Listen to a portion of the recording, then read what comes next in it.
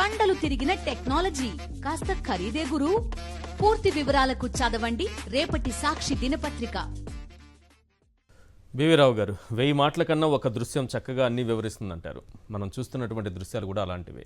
ఏం చెప్తారు ఈ గవర్నమెంట్ గురించి? ప్రభుత్వ నిర్లక్ష్యం వల్ల చాలా మనం ధన నష్టం, ఆస్తి నష్టమే కాకుండా చాలా ప్రాణ నష్టం కూడా జరుగుతుంది.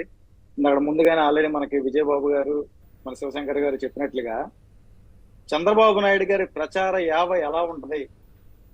హుద్హుద్ తుఫాన్ జరిగినప్పుడు కూడా ఏదైనా ఒక విపత్తు జరిగితే, ఎవరికైనా కూడా విపత్తు జరుగుతుంటే ఆ విపత్తు జరగకూడదని కోరుకుంటారు. కానీ నారా చంద్రబాబు నాయుడు గారు మాత్రం విపత్తు జరిగితే ఆయనకి ఎక్కడా లేని సంతోషం వస్తుంది. మహేష్ బాబు సినిమా ఒకటి ఉంటుంది, అందులో ఒక సైకో క్యారెక్టర్ ఉంటుంది చూసారు. అలాగా అందరూ కూడా వాళ్ళందరూ చనిపోతున్నారని స్పైడర్ సినిమాలో ఆ స్పైడర్ సినిమాలో ఎస్జే సూర్య చాలా చూపిస్తూ చేసిన అటువంటి క్యారెక్టర్ నాకు నారా చంద్రబాబు నాయుడు గారిలో కనిపిస్తూ ఉంటుంది. ఎప్పుడు కూడా ఆయన ప్రచార యావతో ఎంతో మంది ఎన్నో ప్రాణాలు కోల్పోయిన ఘటనలు మనం అనేక రకాలుగా చూసాం. పుష్కరాల్లో హారతి కార్యక్రమంలో కూడా కేవలం ఆయన ప్రచార యావ కోసం కొన్ని ప్రాణాలు ఆ రోజున కోల్పోయారు. ఆఖరికి మొన్న తెలుగుదేశం ప్రతిపక్షంలో ఉన్నప్పుడు కూడా గుంటూరులో ఇలాగే చీరలు అవి పంపిణీ చేస్తూ అక్కడ కూడా గుంటూరులో కూడా ప్రాణాలు కోల్పోయారు. కందుకూరులో 8 మంది చనిపోయారు సార్. 8 మంది చనిపోయారు. అవునండి. గుంటూరులో తుఫాన్లో కూడా ఈ తుఫాన్ అంతా ఏదో ఈయన తిప్పి కొట్టేస్తున్నట్టుగా ఈయన ప్రచార యావ. ఇప్పుడు కూడా కేవలం ఈయన ఫోటోషూట్ల కోసం, దీనికోసం తప్ప ఎక్కడ కూడా సహాయ కార్యక్రమాలు కానీ, నష్ట నివారణ చర్యలు కానీ ఏ కోసాన కూడా పూర్తిగా జరగట్లేదు. మనం ఈ వీడియోలు చూస్తూ ఉంటే చాలా హృదయ విదారకరంగా ఉంది.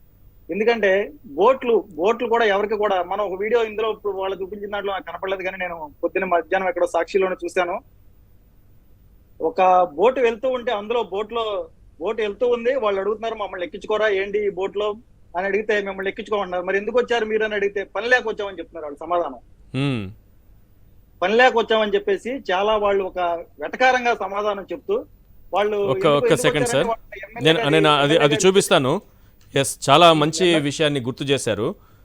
ఒక్కసారి ప్రజలందరూ వినాలి. ఆ బోట్లు ఎవరి కోసం పనిచేస్తున్నాయి, ఎందుకు పనిచేస్తున్నాయి వాళ్ళే చెప్తున్నారు. ఎవరో ఎమ్మెల్యే కుటుంబ సభ్యుల కోసం అని. ఒక్కసారి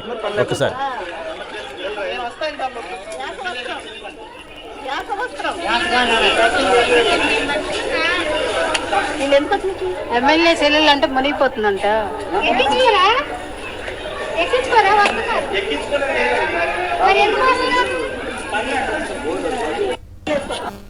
ఎమ్మెల్యే చెల్లెల కోసం వెళ్తున్నారంటే ఎందుకు వచ్చారు మీరంటే పని లేక వచ్చామని చెప్తున్నారు.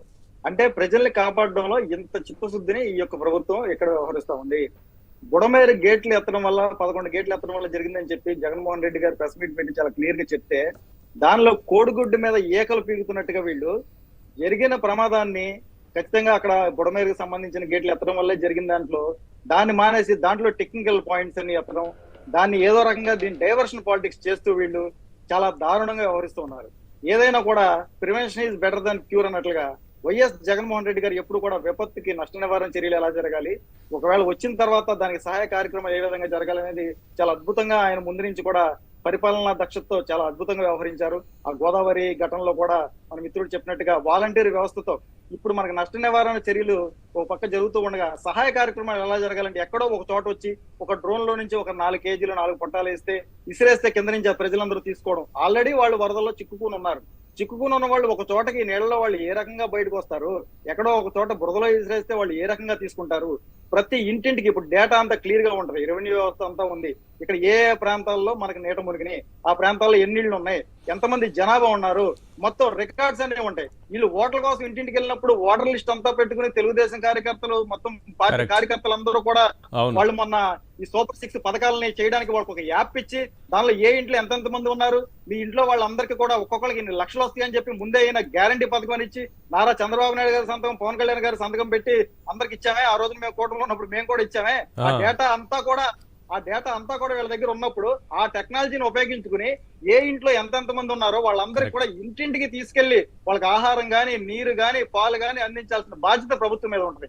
కానీ వీళ్ళు మొత్తం అందరికీ కూడా ఒక చోట కొన్ని వేసేస్తే అక్కడ వేల మంది ఉంటే ఒక 100 పట్లాలు వేస్తే ఆ వేల మంది కుక్కలు చింపిన విస్తరలాగా దాన్ని కొట్టుకుని తీసుకోవడం అంటే ఎంత హేయమైన చర్య ఈ రోజున. ఈ రోజు అందరూ వదిలి వెళ్ళిపోతున్నాం అంటున్నారు. ఏంటి సార్ ఈ దౌర్భాగ్యం? కనీసం వరదలు తగ్గాయి, కొంత సద్దు మణుగుతోంది పరిస్థితి అన్నా సరే మేమిక్కడ బ్రతకలేమని వెళ్ళిపోతున్నారు. వేలాది మంది తరలి వెళ్ళిపోయినటువంటి దృశ్యాలు కనిపిస్తున్నాయి. ఈ రోజు ఉదయం నుంచి ఈనాడు దినపత్రికలో ఫ్రంట్ పేజీలో ఫోటో కూడా వేశారు అందరూ వెళ్ళిపోతున్నారని. ఖచ్చితంగా వాళ్ళు నమ్మకం కోల్పోయారు. వాళ్ళు ఈ ప్రభుత్వం మీద నమ్మకం కోల్పోయారు. ఎట్టి పరిస్థితుల్లో కూడా వీళ్ళకి నష్ట నివారణ. ఇప్పుడు బోటు కళ్ళెదరికి వెళ్తున్న బోట్లు వాళ్ళని ఎక్కించుకోవట్లేదు. వాళ్ళకి మంచినీళ్ళు ఇచ్చే నాదులు లేడు, వాళ్ళకి ఆహారం ఇచ్చే నాదులు లేరు. అదే ఒక వాలంటీర్ వ్యవస్థను ఉపయోగించుకుంటే ఈ రోజున మొత్తం అంత పగడ్బందీగా మనకి ఎంత ప్రభుత్వ అధికారులు ఉపయోగించి అంత పగడ్బందీ చేయొచ్చండి. వీళ్ళంతా ఫోటోలు, ఆ బోట్లు ఇవన్నీ కూడా నారా చంద్రబాబు నాయుడు గారికి ఫోటోలు తీయడానికి ఈ షోయింగ్ కోసం, ఏదో మనం బోట్ షికారికి వెళ్ళినప్పుడు ఫోటో షూట్ కోసం మనము ఈ ఫెర్రీలో వీటిలో వెళ్ళి బోట్ షికారికి ఫోటో షూట్ చేసుకున్నట్టుగా నారా చంద్రబాబు నాయుడు ఫోటో షూట్ చేసుకుంటున్నారు తప్ప ఒక బోటు కూడా ప్రజలకు ఉపయోగించడానికి వాటి 40,000 రూపాయలు అడుగుతున్నారు ప్రైవేట్ బోట్లు అని చెప్పేసి. వాళ్ళు ఈ బోట్ లో తెలియదు, వీళ్ళే 40,000 అడుగుతున్నారో తెలియదు, ప్రైవేట్ బోట్ లో తెలియదు.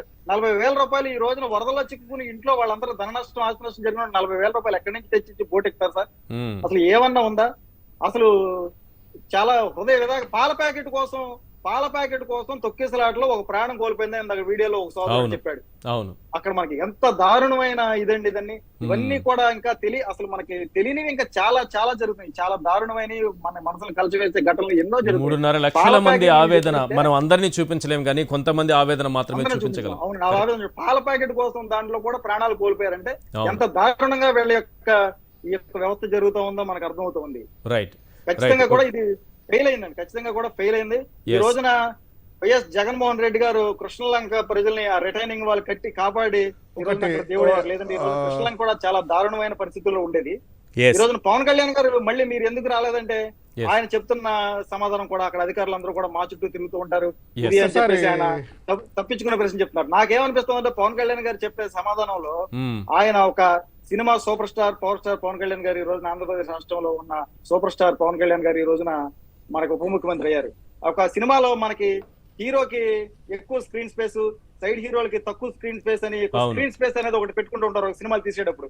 అట్లాగా వీళ్ళు పొత్తులో మాట్లాడుకున్నప్పుడు నారా చంద్రబాబు నాయుడు గారు కానీ వీళ్ళందరూ కూడా ఈ 5 సంవత్సరాల్లో స్క్రీన్ స్పేస్ అంతా కూడా చంద్రబాబు నాయుడు వదిలేయాలి, స్పేస్ లేదు నీకు డైలాగ్ పొత్తులో ఈ అగ్రిమెంట్ కూడా ఉందా? కండిషన్ అన్నట్టుగా అగ్రిమెంట్ ఉన్నట్టుగా అనిపిస్తుంది. ఎందుకంటే అట్లే కనిపిస్తోంది.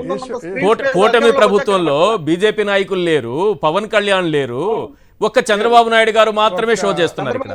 చాలా మీరు చెప్పిన పాయింట్ కరెక్టే. శివశంకర్ గారు కంక్లూడ్ చేయండి.